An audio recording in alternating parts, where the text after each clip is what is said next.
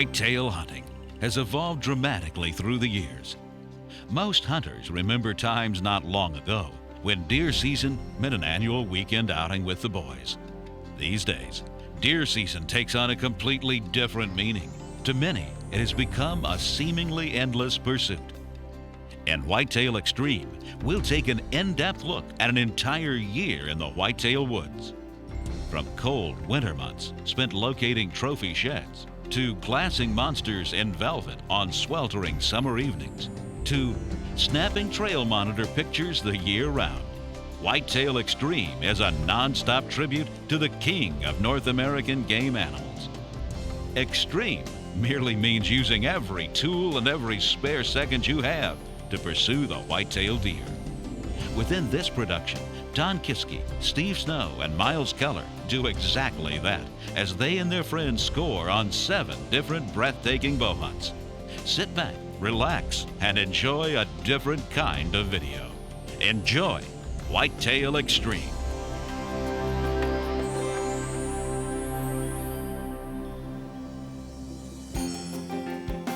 Myles Keller is one of few bow hunters who needs no introduction.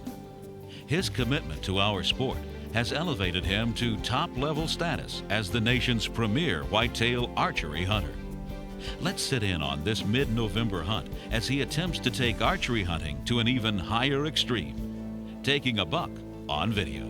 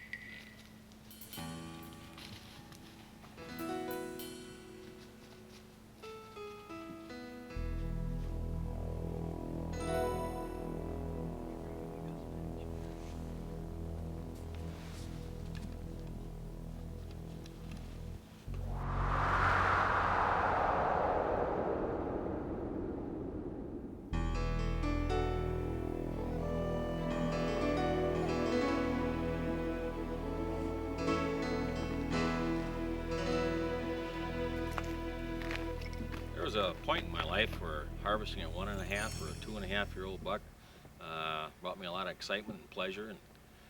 And as time goes on, of course, you want a higher challenge. And I soon realized, you look at some of the deer back here, and I think back over 37 years of hunting, the hours and time and effort that I put in. One of the first things, matter of fact, that I realized to even approach hunting a 3.5 or 4.5-year-old buck, you're going to have to take things to the extreme. You're going to have to do things differently. You're hunting a whole different species of animal, you might as well say, and had to change my thoughts.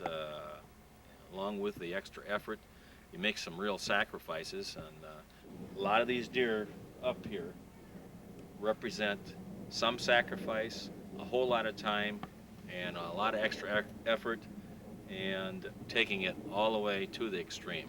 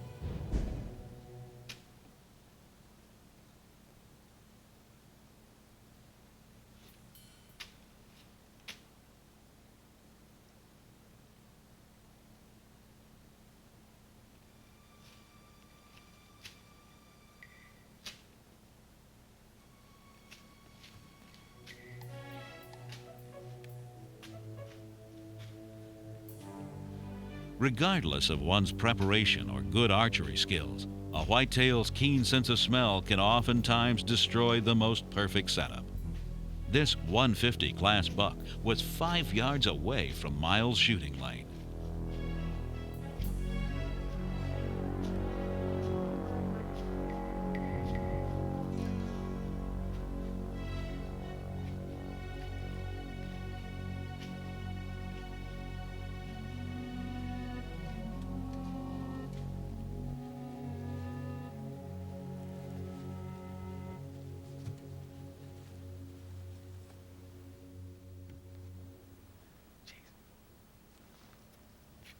Steps, he'd be in the shooting lane.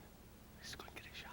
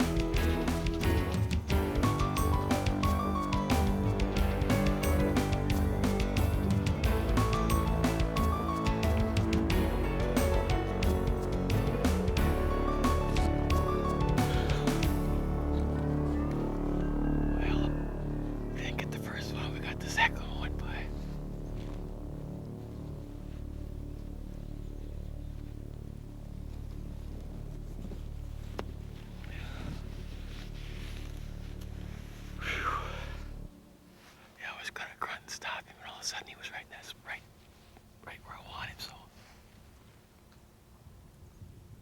I let him have it.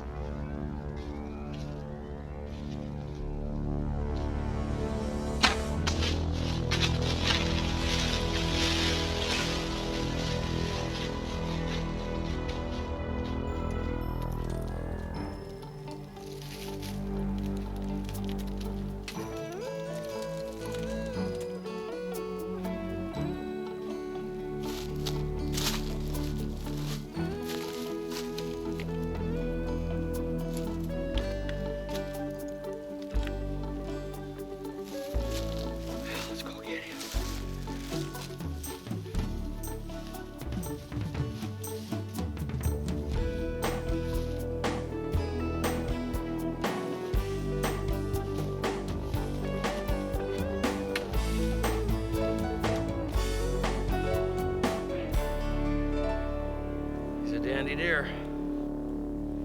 Say we'd almost had a bigger one. Get him on video, but as usual, you couldn't get a shot through the brush there. This makes it all worthwhile. I tell you, being clean and using scent shield, and a good old dependable broadhead. It's been around forever, but it does the job. So it's a Wiki Delta here. A lot of times I'll use the little Eskimo, but man, this guy didn't go like 60 yards, and I don't know if that picked up in the video or not, but he was pouring. They looked like he got both lungs. Yeah, and actually, you know, you talk about being clean and getting sprayed down good with scent shield. You can't beat it. This guy was getting down where he should have actually picked us up. So a little extra preparation makes it all worthwhile. Well, I suppose we better see if we can get this critter out of here. Yes, sir.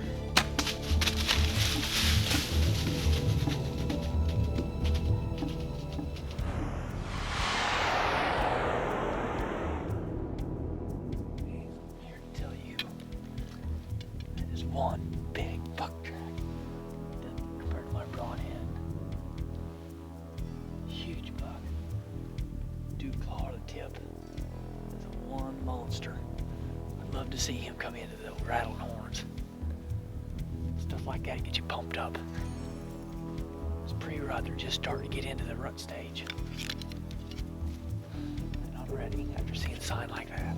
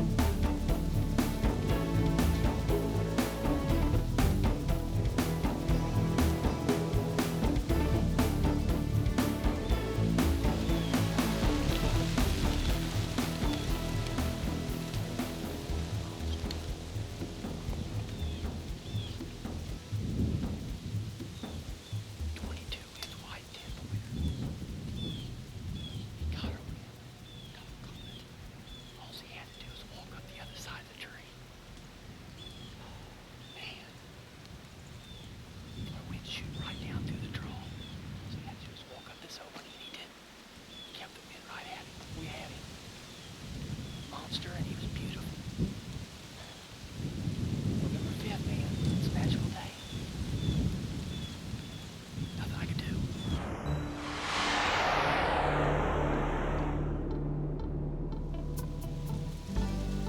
Some bucks show themselves one time and one time only. Such was the case with the 22-inch wide 10-point. Now, let's join Don on a late season hunt for a rather visible buck.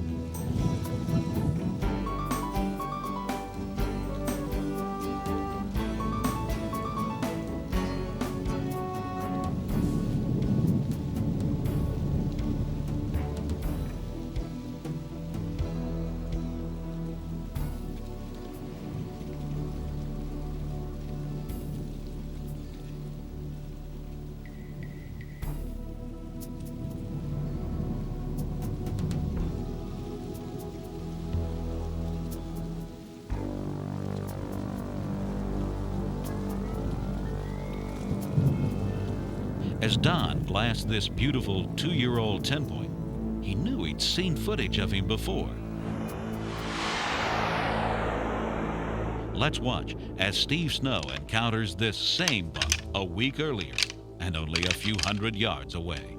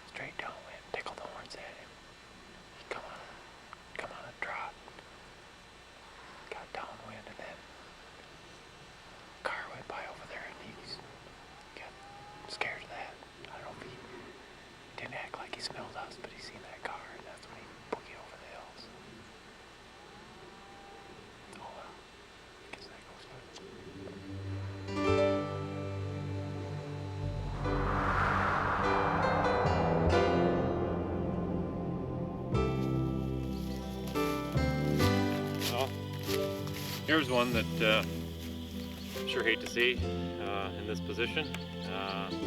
Looking for antlers and come across this buck, and I remember this buck plain as day, and I'm sure Don will too. I had an encounter, and Don had a pretty neat encounter with him in the snow, and we both were pretty excited to see what he was going to be next year. Nice 2.5-year-old, and we thought really had some potential. He had some character coming here, and he didn't make it. He met his Waterloo somehow, and I guess we aren't going to get a chance to see what this buck was really going to do. We thought he really had some potential, but that's part of finding things out when you're looking for antlers. You learn what bucks are on and what bucks didn't make it.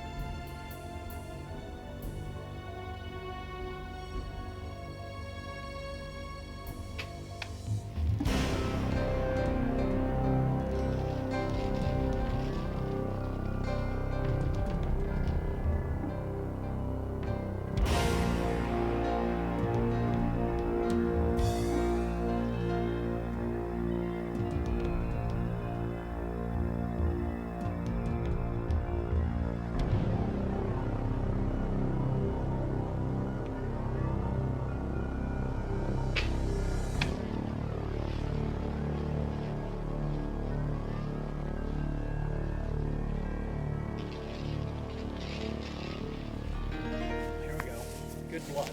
Yes. Excellent. That is lung blood, I'll tell you. I decided last night, I wasn't sure about the hit, and I went back and I looked at the footage, and it was a little bit close to the shoulder blade. So if you're ever, in doubt, you need to leave him, let him go. That is lung blood. He's already went probably, 300 yards. But he's right out in the middle of an open CRP field, so I feel pretty good about that. Going down through here. There he goes. There's more blood up here.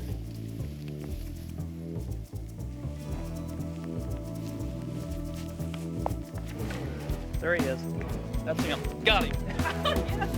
Hey. Man, what a beauty. There.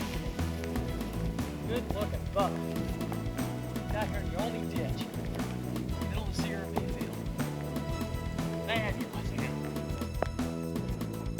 Beautiful. Beautiful buck. Got some really neat characteristics on the rack, crooked brow tines. He's a nice 2.5-year-old buck. Tell you, it just couldn't have been any prettier how he came in there. Running does all up and down the bean field like he was, against the sun in the background. It was just beautiful. And he came into the decoy finally. He followed the doe in there. I don't know if you can see the decoy. It was kind of in the brush, but he came in, stuck his nose out to smell the decoy, and we let him have it. 30 yards, got through the shoulder blade. Man. What a beautiful buck, and what a beautiful hunt. I am thrilled. Nice looking animal.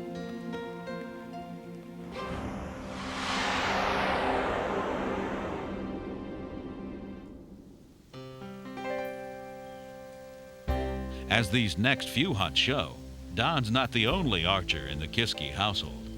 Let's go afield with Don's wife Candy as she enjoys some great early season hunting.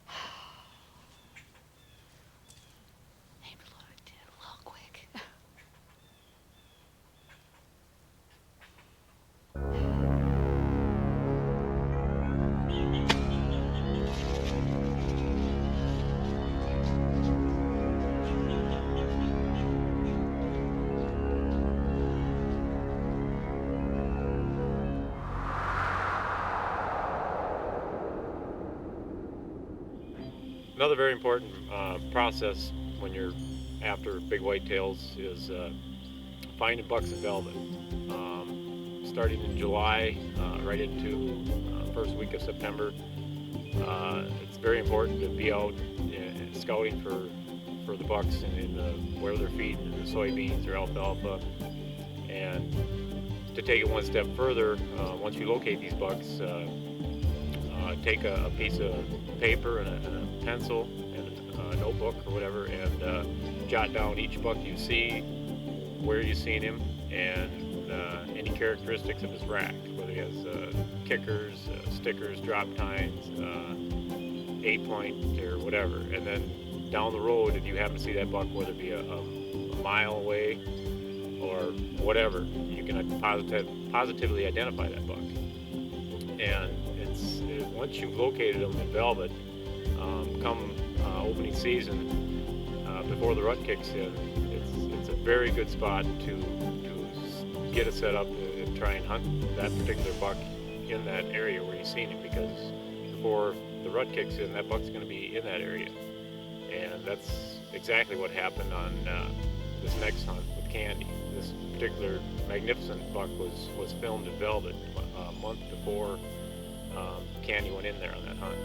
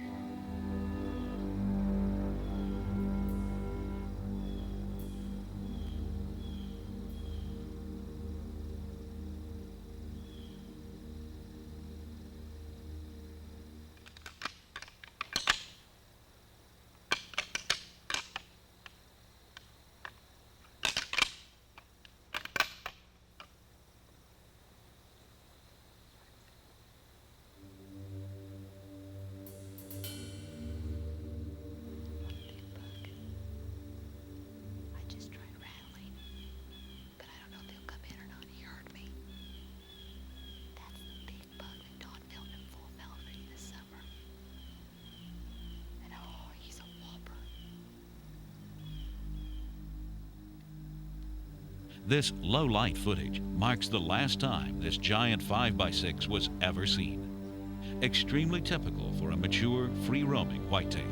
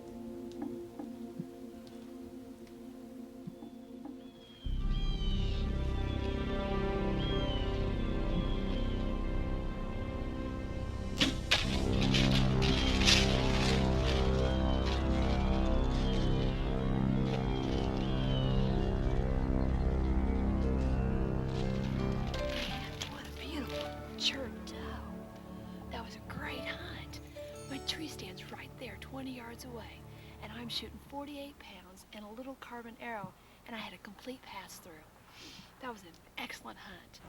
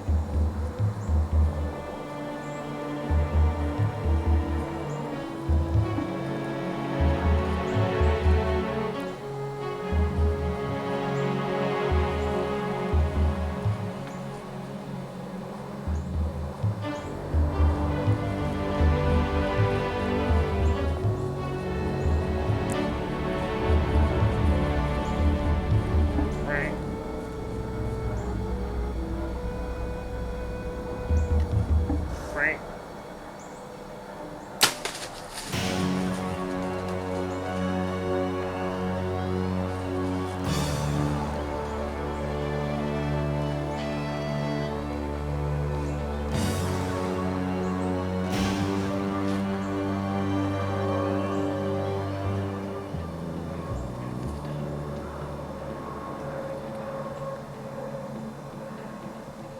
Even the fastest of bows can't catch up with an unbelievable reaction at 35 yards.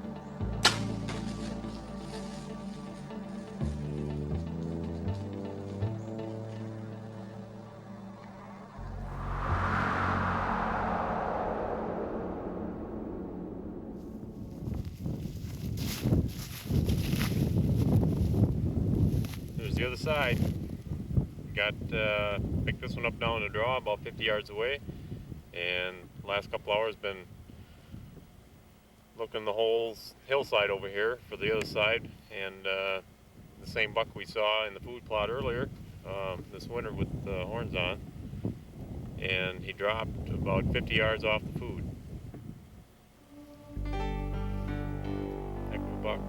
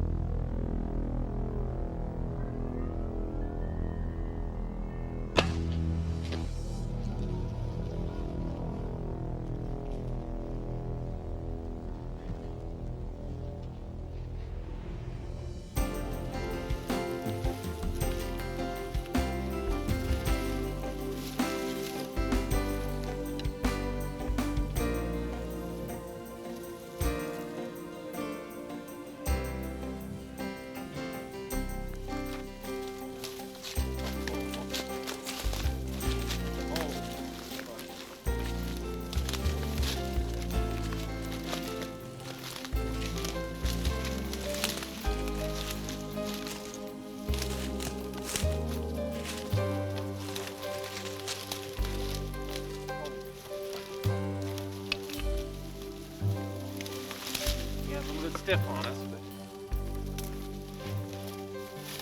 look at that. Unreal.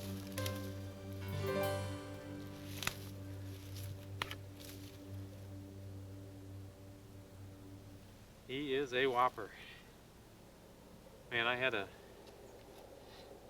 almost perfect hit on him. I thought it was might have been guts, but it was angled forward and it was perfect. Heck, we could have come right in and got him, but we let him lie. Well, that's something to walk into and look at. Well, we couldn't take it anymore. We had to run back. We had to get the quad runner to get him out of here anyway. We brought his sheds back that we picked up last year. We picked up a lot of horns, but we did get both sides of this buck, and we just want to put him up here to see what difference he made here. He went from a 6x5, and now this year he dropped a tine on his right side and just became a basic a 10-point frame. But the tine he lost, I think, is really going to be made up anyway, because he's really beefed up on the bases here on the heft, and he's carrying it all the way out. I mean, last year we netted him at with a 19-inch spread. We netted him at 170. But well, what do you think? It's a dandy. It is a dandy. You got a few bigger than him though. They don't come much better than this. No, this is a dandy. I better get a good feel of this. This might be the only thing I'm going to feel this year. Yeah, so. right. Yeah. Man, he's got good mass. He's everything. Damn. Congratulations. You worked hard for him, and you deserve him. He's a. That's a once-in-a-lifetime deal dandy. right there too. Getting a handshake from Myles Keller. Don't get any better than that. Once in a lifetime indeed. Amazing enough to film a deer in a food plot in early January, but to find both sheds and then harvest that same mature deer the following November? What a feat.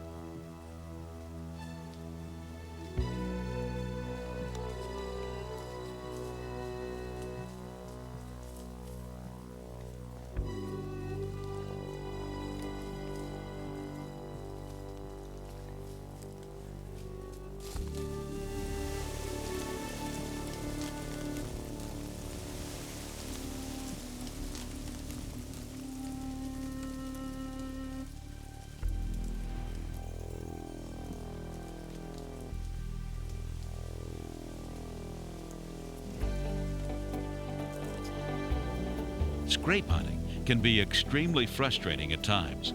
However, there is a slight window of time each November when scrape activity is hot, hot, hot. Tonight, Brian Walker is experiencing one of those times. It would seem that the rut is heating up. Estrus is in the air and the bucks are on the move, all of them approaching a scrape that Brian wasn't even aware of.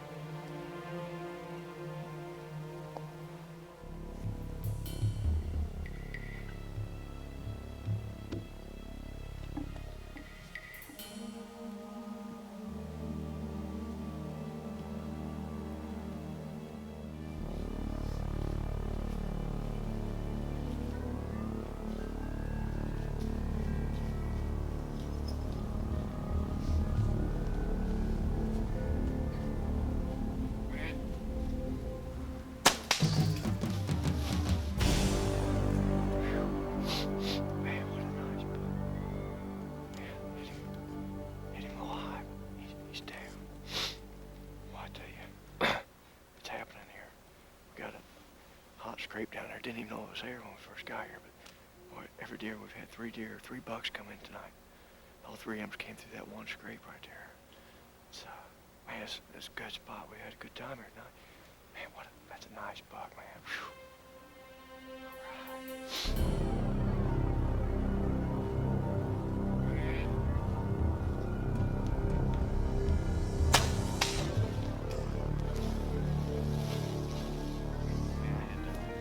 Small bucks come in earlier. One I rattled in. He came in early, and then this here buck, he caught off guard. He came in pretty quick. We're almost into the peak of rut here. We're a little bit early yet, still pre-rut, but they're definitely starting to cruise around. We've seen some nice deer. We've seen some deer today. It's happening. And this guy, he came in, worked that scrape, everything. Came in and gave me a nice broadside shot. What a deer. He's nice.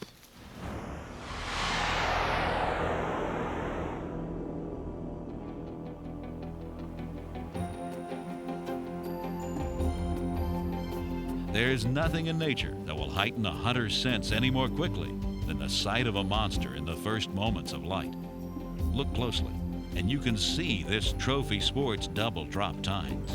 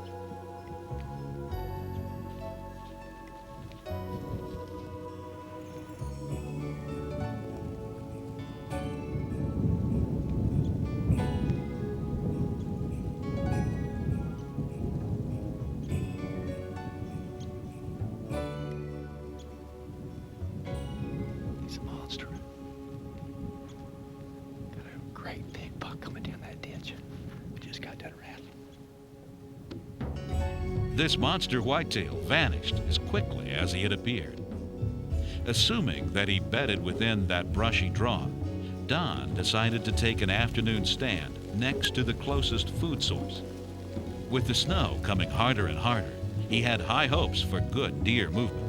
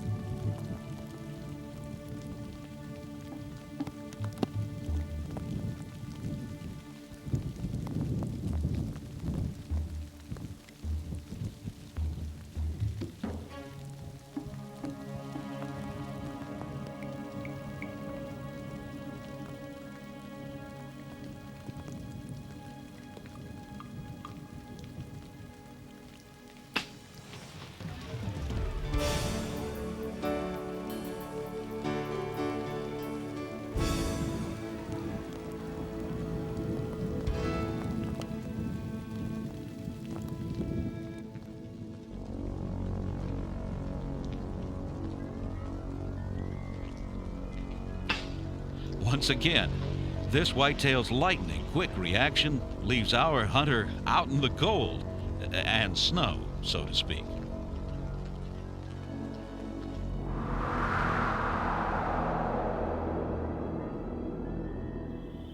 You know, we've talked a lot about the importance of picking shed antlers up. When you pick shed antlers up from one year to the next, you get to see how much that buck grows from one year to the next. And you also get a feel for his home core area. When he drops one shed over here and the other one over here, and you see him in velvet over here, you kind of put it all together of where that buck likes to spend most of his time. Another very important step is taking the trail monitor photos of these bucks. When you get to snap an actual photo of this deer, there's no guessing to it. You know the deer's there, and you know exactly what time he's coming through at. A perfect example of that is this buck. They found the shed. Herb Schultz and Brian Walker found this shed, but without the photo, we would have never been looking for the shed to begin with. And we snapped the photo to him. I went back into the area, and I did manage to spot him in velvet one time. I didn't get fortunate enough to harvest this buck, but it's just one more tool that you can combine with the sheds and the velvet, taking these pictures of them, and it just puts you one step closer to putting all the pieces to the puzzle together. Very impressive buck. Sure like to have a chance at him next year.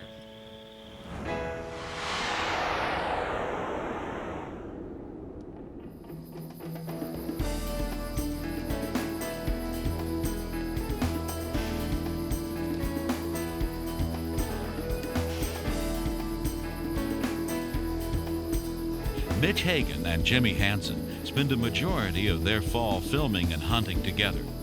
They filmed this fine 2.5-year-old 7-point one warm October evening. The next November, they were filming in the same area. And guess who showed up? 1 year older and quite a bit bigger.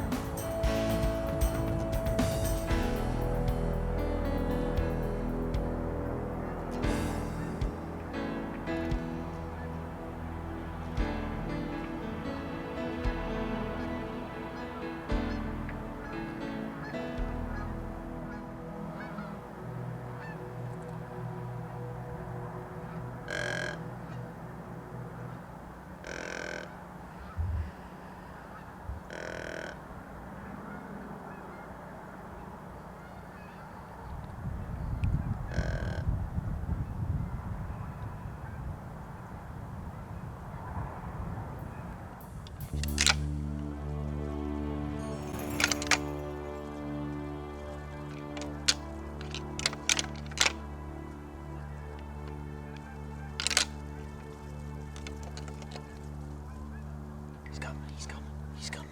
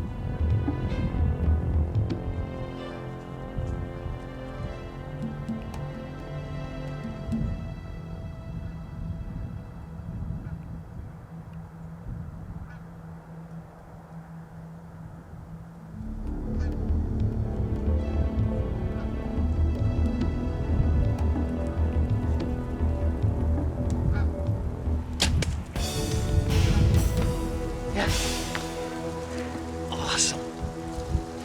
Oh man, I'm still shaking. He was looking right at me, ducked the arrow. That's okay. Oh my. I don't believe it. He was working trees, working scrapes. He heard me rattling the first time. Unbelievable. Can't believe it. Everything worked out perfect. He's only a 7-pointer, but he's a 3-year-old. He just didn't have it.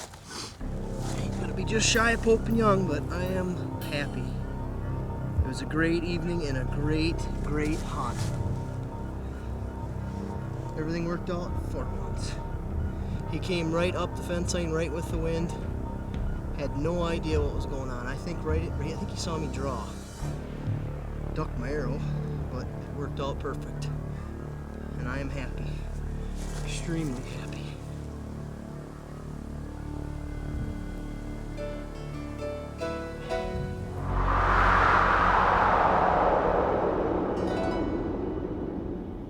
Isn't it amazing what you can learn by picking up shed antlers?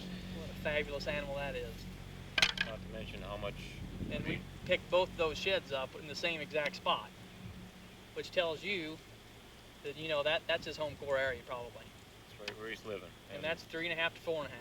3.5 to 4.5, and That's a great buck. very nice jump. And to see a better jump, this buck here went from 2.5. 2.5 to Found all these sheds in the same spot, and 2.5 to 4.5. 4.5. Fabulous animal. Within what, probably 150 yards of each other. 150 yards. And this buck I missed in the Milo, you probably don't remember that. Oh yeah. Great buck. We grossed this buck at 146, and I got lucky enough to find the match set from the previous year. So he went from a 100-inch 8-point to 146 In 1 year. in 1 year. And you don't have to say any more than that, do you? And this buck here is a perfect example of a buck that's a ghost. You know, we haven't hardly, I don't think we've laid eyes on this buck but maybe once. Yep. He's dropped 5 or 4 years worth of sheds, and we've laid eyes on him one time. So even if you do find the sheds and you know he's living on you, doesn't mean you're actually gonna be successful in Exactly. And then that's the point is that, you know, people, if you don't actually lay eyes on a buck, it doesn't mean anything. Right. Because this buck has dropped 4 previous years' sets of sheds, and we still haven't seen. And how many times have you been out antler hunting and come across an antler that off a buck you've never seen before? A lot. Happens all the time.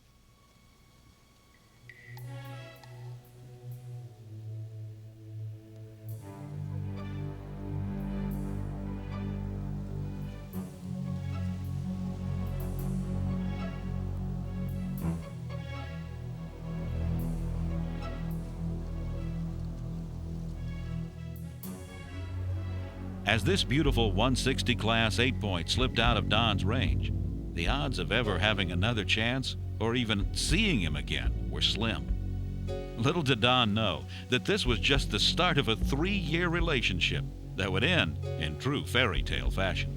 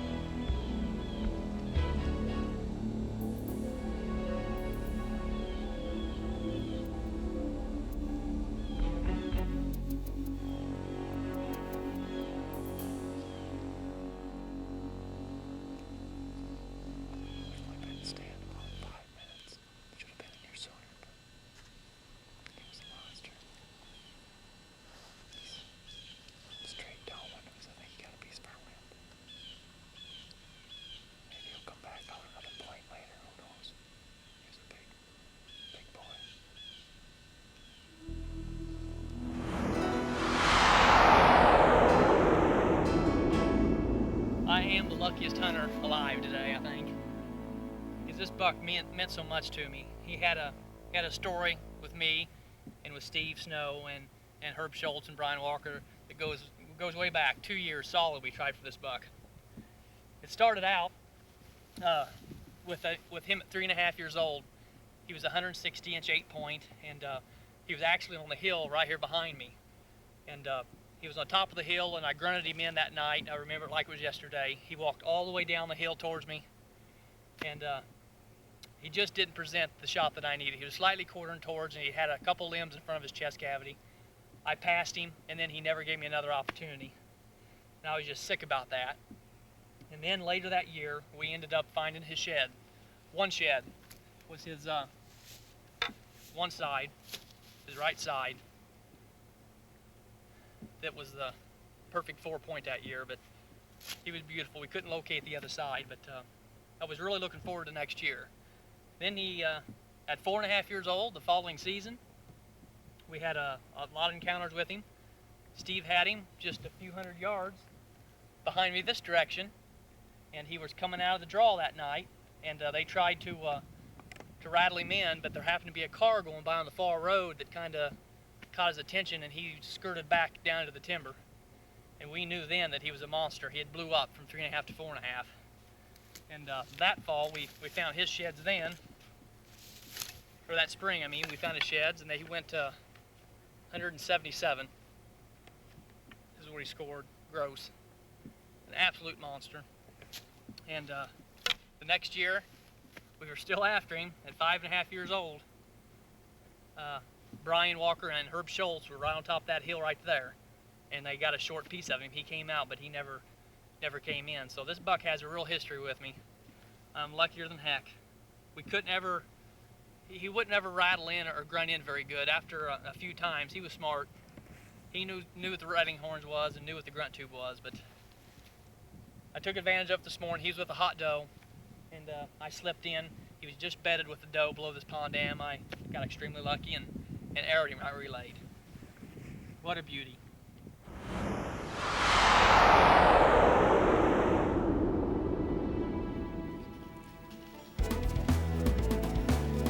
The late season can be at times feast or famine. By setting up evening stands away from bedding areas and close to food sources, a hunter definitely stands a chance at seeing several bucks at once. However, Multiple deer groups mean multiple sets of eyes and noses. Be prepared for spooky, quick-to-detect a hunter's presence whitetails.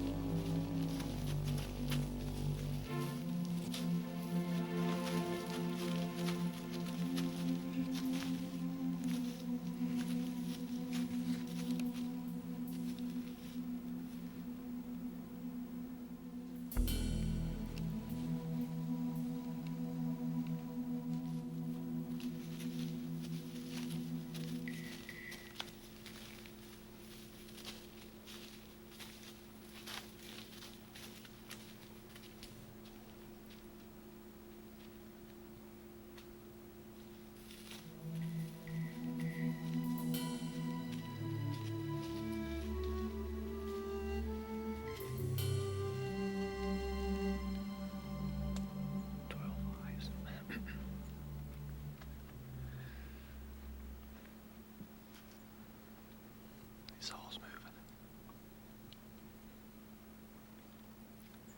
We're in a small tree to begin with. Tried to get by with it, and we couldn't get by with it. Perfect. We had the wind and everything. About towards the end of the season, had 6 bucks coming in. At least one shooter.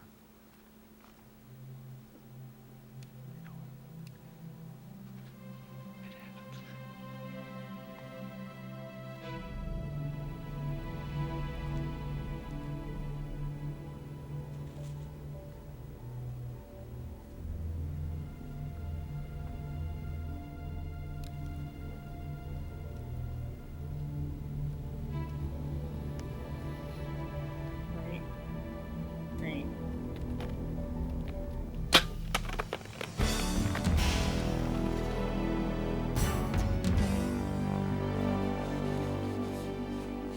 Toby waited a long time for that. We had 6 bucks came in earlier. We better get him before the cowards get on him. We had 6 bucks come in earlier and they picked us off in the tree. And just last light, this buck come walking through. Oh man, what a beautiful buck. The old beams come clear together and cross each other. He is gorgeous. Coming to the standing beams. Late season hunting, I tell you what, it can really be productive. You catch these bucks and pattern with these standing grain fields, standing crops, it can just be fantastic if you can endure the cold weather. We had 6 bucks coming in earlier and they picked us off in the tree. We moved a little bit and we were kind of skylined and they caught us, but this old boy, he came from a different direction. And we had plenty of background cover. Oh, I'm excited. He came through the 30-yard opening and we managed to get a good shot off, made a good hit on him. And track job was a short one. He is gorgeous. I am really, really thrilled. Nice buck. Once again, the puzzle is complete. A velvet picture shot on the trail monitor in August yields extreme net results. A dead buck in early January. Both occurrences were within 100 yards of the other.